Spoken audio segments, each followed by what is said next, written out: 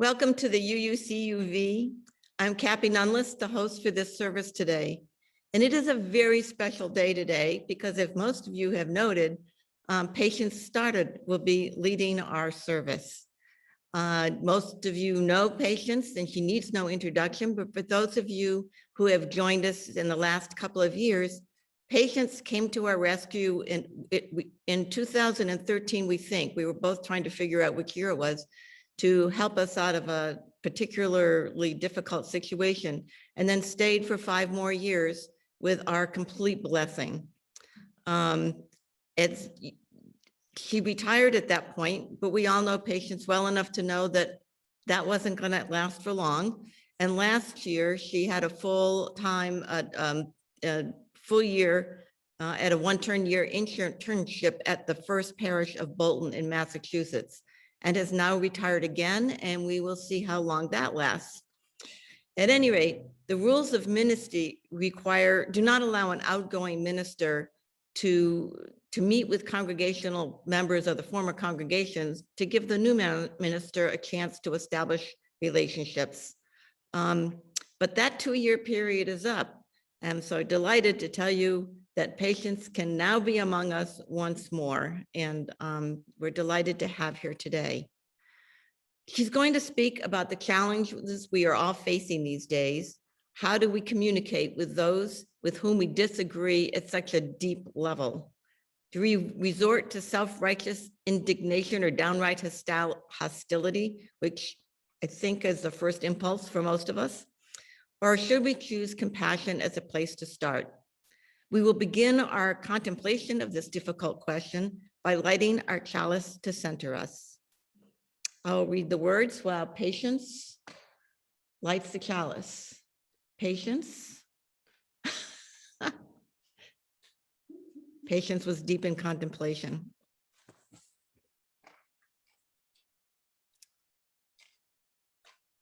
These are words slightly revised by Edwin Markham that I actually found back in the 60s when we were also going through a difficult period and having trouble communicating. They drew a circle that shut me out, a Jew, a Black, a thing to flout. But love and I had the wit to win. We drew a circle that drew them in. I wonder if we can do that. Patience?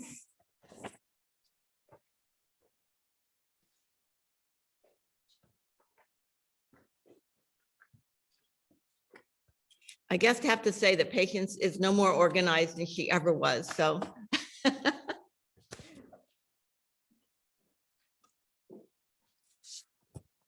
Hello, everyone.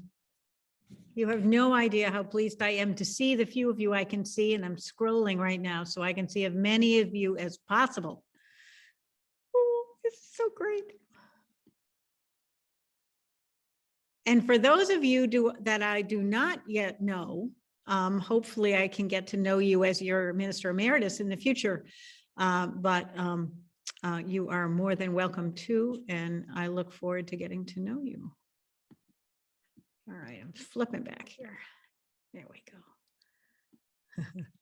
Okay.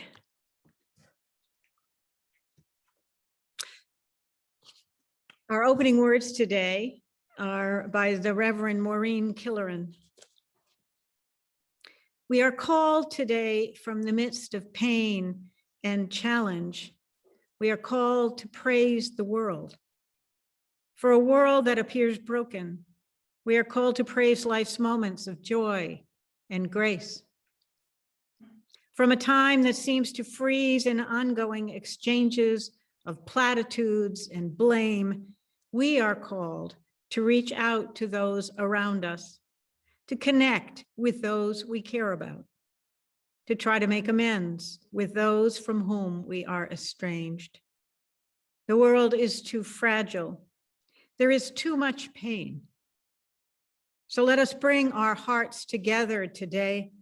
Let us praise the wounded world in all its blessings and all its pain.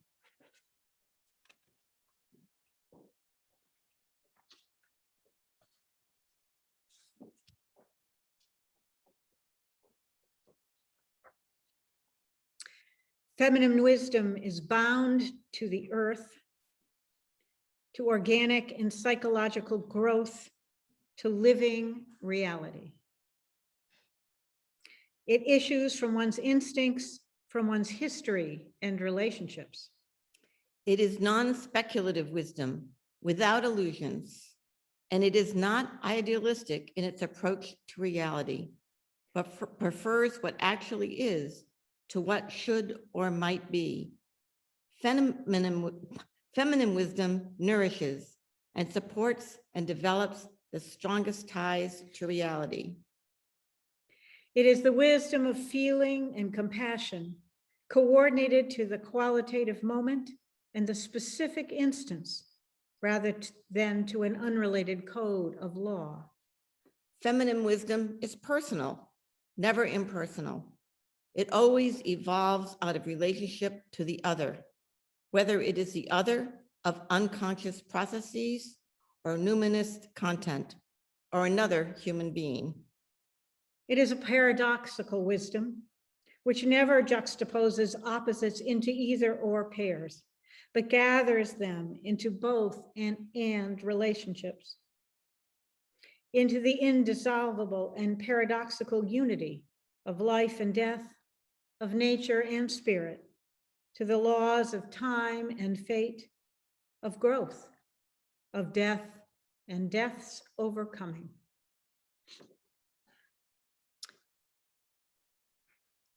Thank you, Cappy.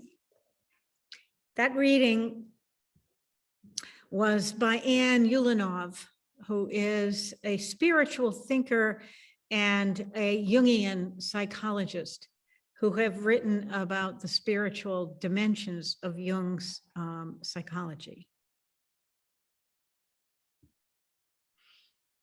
So before I begin my formal reflection, I thought I'd share with you a little of my process into this sermon. When I got the call from Cappy and we decided to do the service today, I decided I wanted to go back to my early ministry and look at my earliest sermons to see how I had changed, how the world had changed, and to share a sermon that perhaps you hadn't heard already before. And I chose this one for particular reasons that will become clear throughout the sermon. And, but also because it had in my own personal experience of these last few years of the last administration and the reality of COVID and the amount of thinking we've had to do about how to create a different future, it spoke to me in a different way than when I had first begun. So really what I'm doing is sharing two stories with you and then reflecting from where I stand now on thoughts about choice and relationship and how to move forward together. So how many of you remember the story of Lot and his wife from the Old Testament?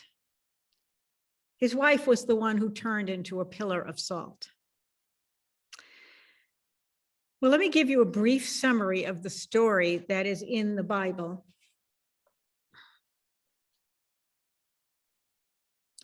It's from Genesis 19. God is talking with Abraham at the beginning of this chapter about God's concern about the fact that Sodom and Gomorrah are these very sinful towns. And people have fallen into terrible sin. And he's wondering, he's thinking about just doing away with them. We have a very Old Testament God here, back in the tribal days.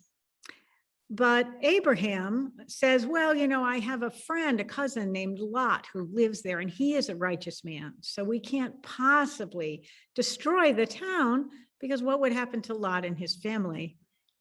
So the decision is made by the higher powers to send two angels in the guise of men to check out this guy Lot and see if indeed he's righteous, and also get a closer view of these communities. So God sends messengers down. If the stories that have been heard about the sin that is rampant in these communities, then they will be destroyed. So they go to the gate and meet up with Lot, these two messengers from God.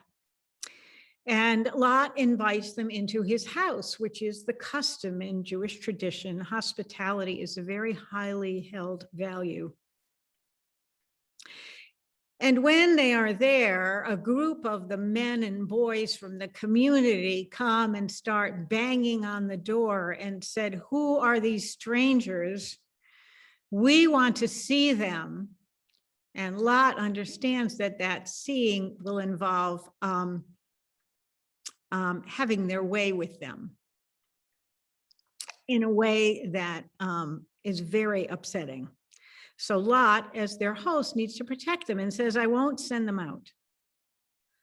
The men become increasingly rowdy, and Lot considers sending his daughters out to see if they can calm them down, but decides otherwise, thankfully, and instead holds the door against his neighbors. And so the angels realize that Lot is indeed a righteous man and that the townspeople indeed are not righteous. And so they tell Lot to pack up his family and his belongings and get out of town because the verdict is clear and the town will be destroyed. So the next morning, two angels lead Lot and his family out of the town and say to them, "Flee for your life. Do not look back or stop anywhere in the valley. Flee into the hills unless you be consumed." And then the heavens begin to rain fire and brimstone, and the two cities are soon to be destroyed. But Lot's wife pauses and looks behind her and is turned into a pillar of salt. Well, that's it. That's all that the Bible says about Lot's wife. Women were not of major concern in this story, for sure. Only that one brief sentence, an example of little faith, of the failure to give full, unquestioning obedience to God. Just another story of a woman who didn't know her place. Or did she?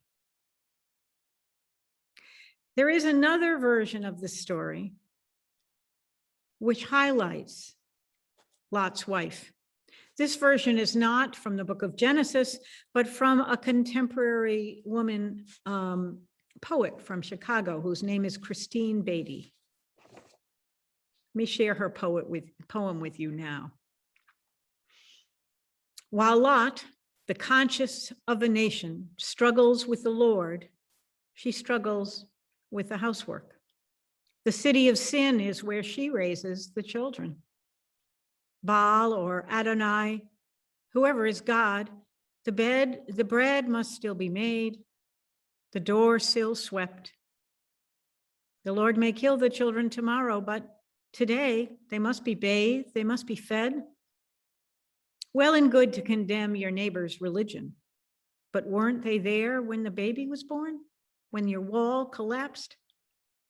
While her husband communes with God, she tucks the children into bed. In the morning, when he tells her of the judgment, that is God's decision to destroy the city, she puts down the lamp she is cleaning and calmly begins to pack. In between bundling up the children and deciding what will go, she runs for a moment to say goodbye to the herd, gently patting each soft head with tears in her eyes for the animals that will not understand. She smiles blindly to the woman who held her hand in childbed. It's easy for eyes that have always turned to heaven not to look back. Those who have been by necessity drawn to earth cannot forget that life is lived day by day. Good to a God and good in human terms are two different things. On the breast of the hill, she chooses to be human and turns in farewell and never regrets the sacrifice.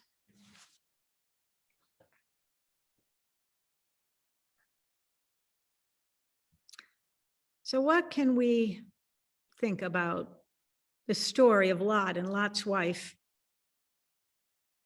about the biblical conception of God as portrayed in that first story? It's certainly, one could say that God is very powerful and in full control.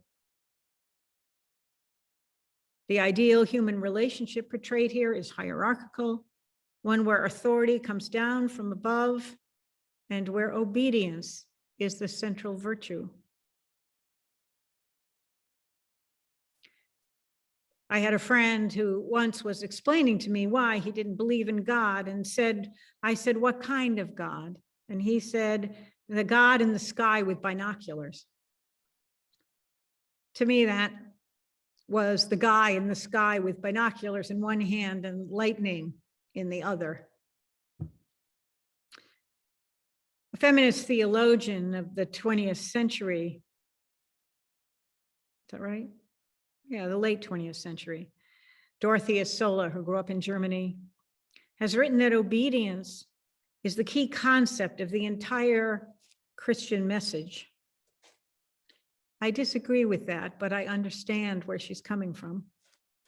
She goes on to say that there are three structural elements of religious obedience: acceptance to a superior power, subjugation to the rule of that power, and a deep-rooted pessimism about human beings.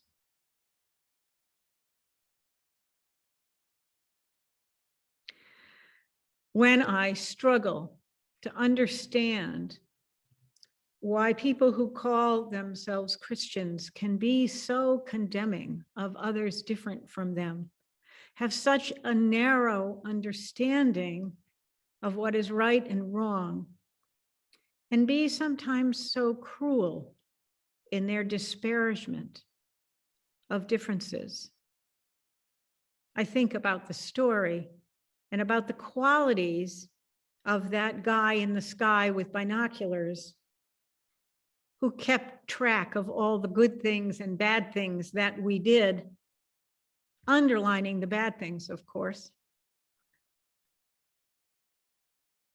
Friends of mine used to say, well, of course I know guilt and sin. I was raised Catholic, but I was raised liberal Protestant, and I still have a lot of that guilt and shame.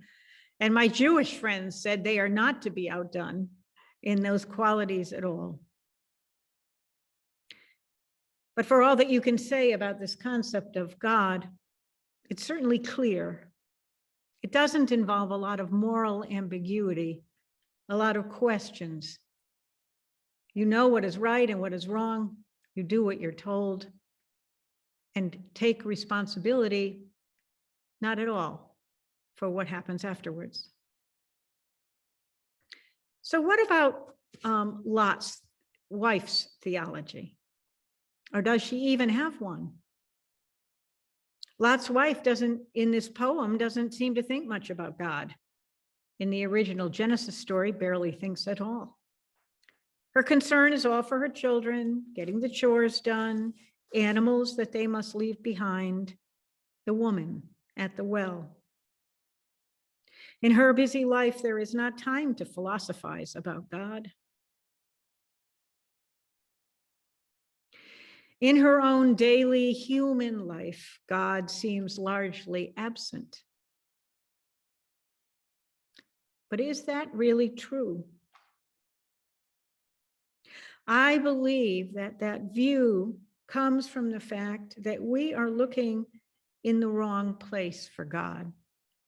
That she, rather than looking up to heaven, was looking down at the earth and across the well at her friends. her vision was directed in a very different place than that of Lot's.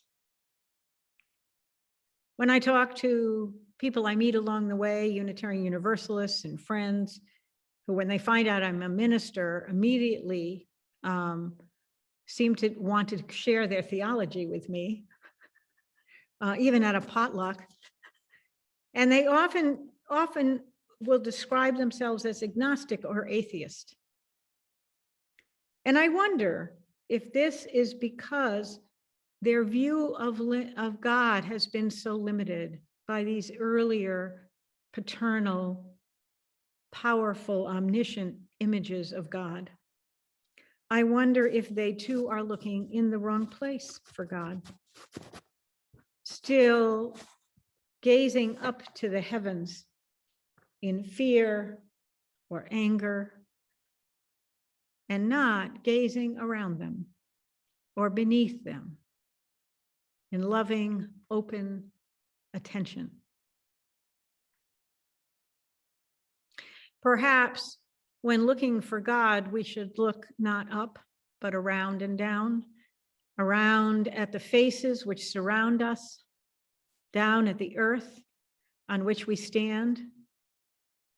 For far from being alienated from God, Lot's wife was surrounded, in my mind, by the faces of God, in the eyes of her animals, in the understanding and compassion of her friends, in the fruit of her garden. In this revisioning, God is not separate from everyday life at all, but is inherent in it, embedded in it. God is not an external being found on high in heaven, but is found instead within and between all beings.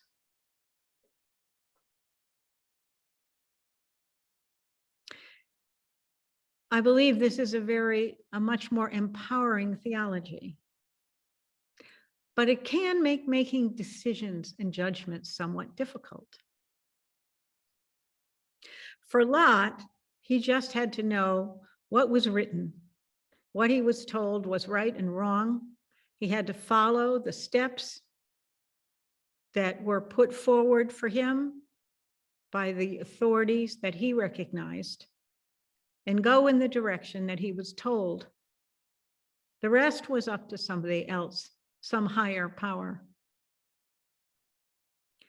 But when one is looking around oneself, when one is listening to different voices, when one is looking inside people and oneself,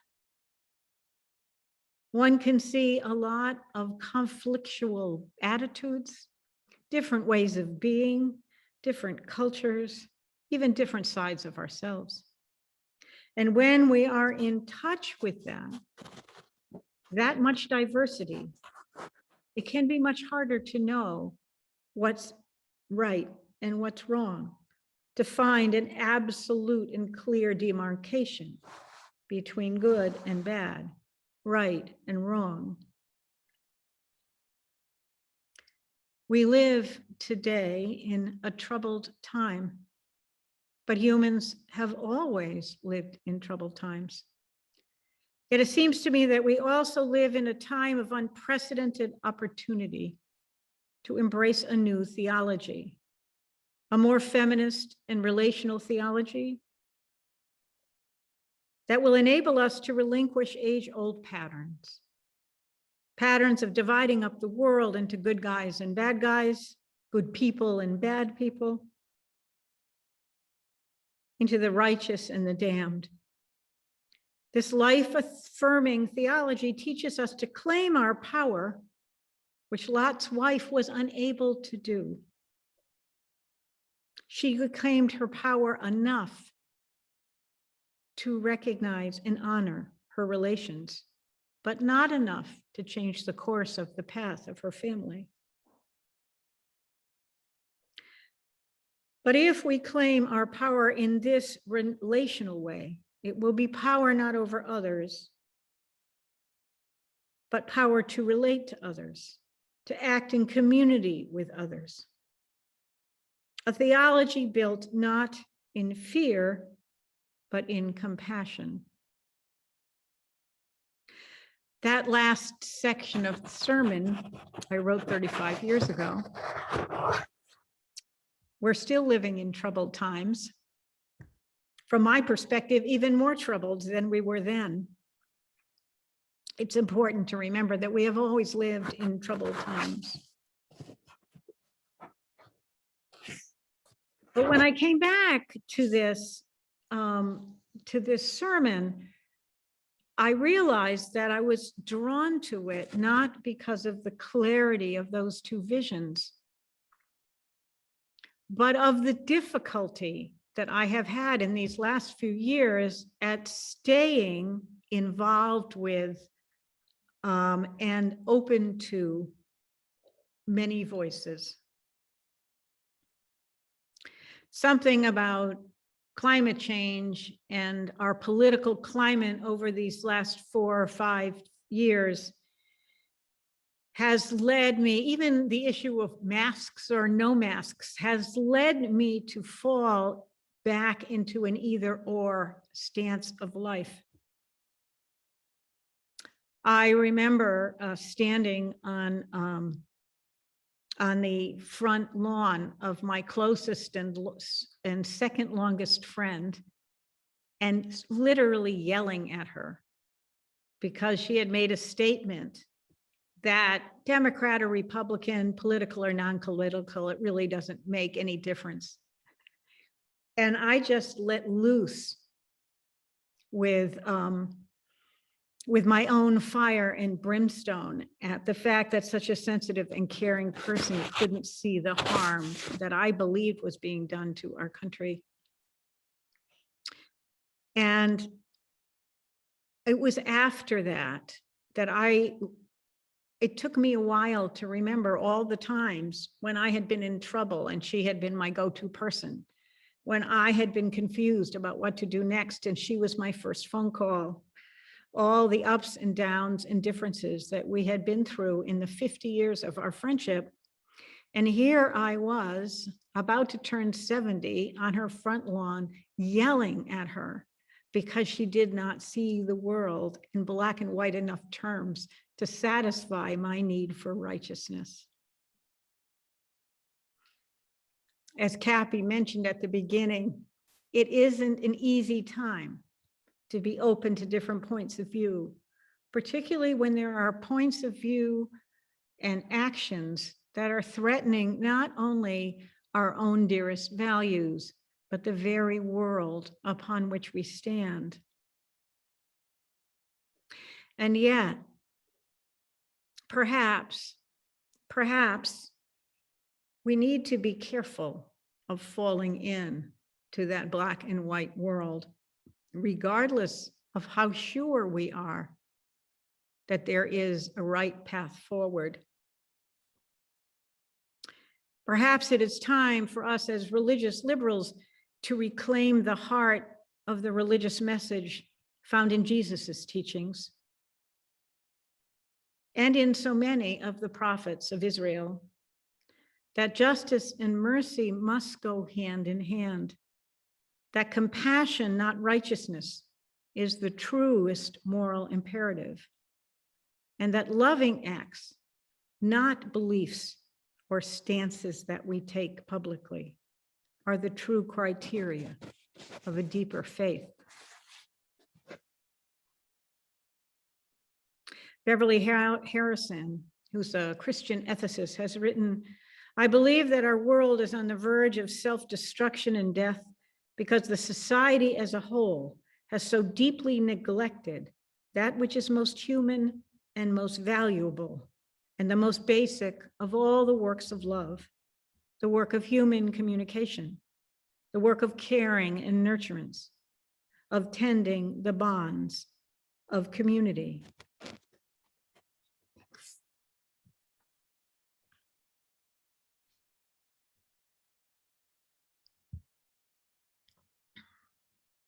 So how do we go about that? Well, for me, I think I have to start by having more openness and patience towards my friend, to let her speak about how torn she is when some of her dearest friends stand on one side of many of these political and moral issues, and others stand on the other. That her desire is to find a way to stay connected to all the people she holds dear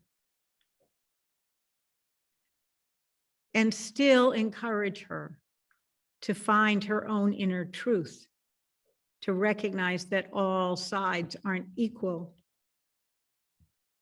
that truth and lies are distinct and different in their intent, but not to forget the connections that we have and the connections that she has that lead her into this place of uncomfortable neutrality. I don't think that we are called to be neutral. Certainly, Jesus was not neutral.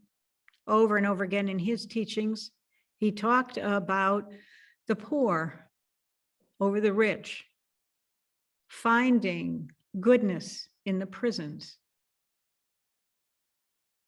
and the poor and the rejected in society. There is little criticism if by rereading the New Testament about where he stood on the issue of the inherent worth and dignity of every person. One of the gifts of my last ministry was preaching and being the minister to a congregation that was largely Christian, UCC, Baptist, a few Episcopalians, and titularly a lot of Unitarian Universalists, but really they were quite in the minority. And so one of my jobs was to go into the Bible every single week that I preached and find a passage. At first, it was pretty onerous for me, but then it became part of my learning from that experience. And much to my surprise, many of the teachings in the New Testament were as helpful or more helpful to me than many of the things that I can find in our hymnals and our UU magazines. I reacquainted myself with a very different Jesus, but a Jesus who, while proclaiming the rights and dignity of the poor and the ill and the outcast, also reached out to the Roman and the tax collector and the soldier. He would not put anyone out of his heart, even though he stood strongly for values that went very much against those of the Roman Empire and the hierarchy of his own community. I'm concerned a little bit about Unitarian Universalism right now, because there seems to be a lot of dividing going on and a lot of righteousness being proclaimed.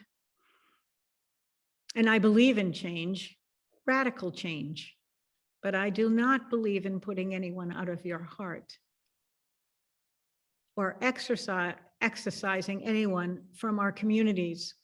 And I'm going to draw it up in a minute, but in a church that I served, the minister, after the election of the former president, made a statement that nobody in that church who valued the values of that faith community could have voted for Trump. And much to his surprise, a man got up and left.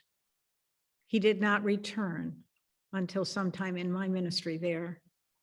He was the man who, when this minister had colon cancer and chose not to tell the whole church, week after week, twice a week, took him to the hospital for his treatment and waited until his chemotherapy was over. He was the person that this minister had confided in about his fears and his mortality, the person who stood by him quietly and faithfully. He died of cancer during my time at that church, not the minister, but the person who had helped him. We never talked about politics, but we talked a lot about the love for his family and the wound that he received by being excommunicated from his beloved church by the minister who had become such a dear friend to him. We need to be careful what we say. I even think we need to be careful what we think, because that path of righteousness can feel so powerful, so empowering. And when we're sure we are right, which often I am sure when it comes to both politics and personal morality, it does not mean that we have to make everyone else wrong. We do not understand that much of ourselves, let alone one another. We have to remember, I think, to look around and down, to look at the ground we stand on and the people we share this ground with, to keep drawing that circle bigger and bigger, to listen to different voices, to wonder more and judge less, to stop participating in the politics of division and divisiveness, of blame and judgment. I'm not still always doing so well with this myself, but I know that the values at the heart of Unitarian Universalism speak to that kind of open-heartedness. Put no one out of your heart. Yes, take stands. Don't follow your husband out of town without telling your friends first what will happen. But for heaven's sakes, don't pretend that they are not your friends.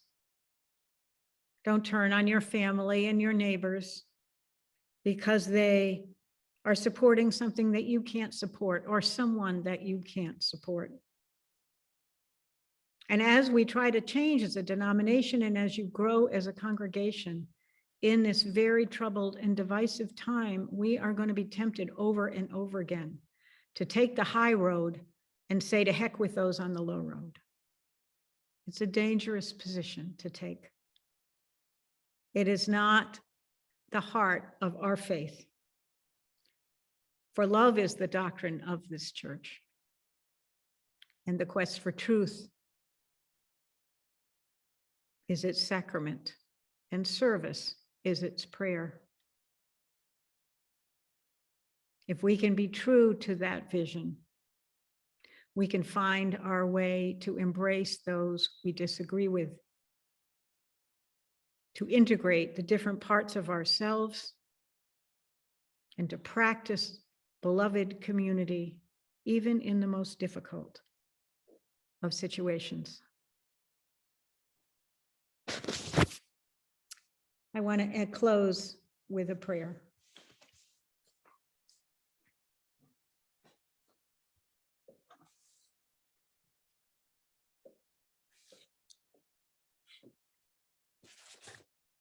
Please be in a state of meditation with me. Spirit of life, come to us to break down barriers, to widen horizons, to make us less judgmental. Help us to see the larger picture, the kinder conclusion, to love and to let live, to embrace and to forgive, to sustain and care and keep caring. Help us to reach out to our better selves that we may love more and hate less, care more and reject less. That bound together by understanding, we may sustain each other through trial and tribulation, through joy and happiness, through sickness and health. Help us, O great mystery, to be joined in a common purpose of hope and fulfillment. Renew and revive us, for we seek a common holy ground for one and all. Amen. Now we have a chance to sing together, and I have asked Linda to come and sing with me. And this is a very easy song to the tune of Jacob's Ladder. And we're going to sing the first line of each verse in harmony, together in unison, and you can pick up the tune and then join us for the next few lines. It's called We Are Dancing Sarah's Circle.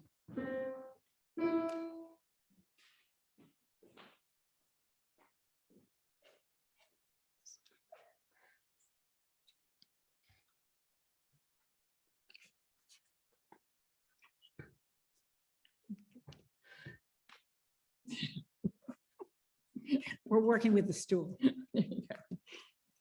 Right. We are dancing Sarah's circle. We are dancing Sarah's circle. We are dancing Sarah's circle. Sisters, brothers, all. Here we seek and find our history. Here we seek and find our history. Here we seek and find our history.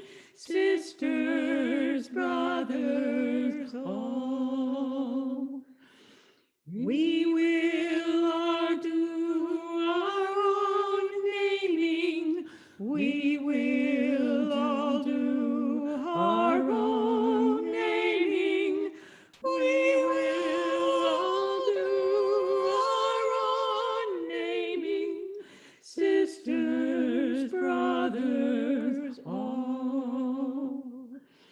Every round a generation, every round a generation, every round a generation, sisters, brothers,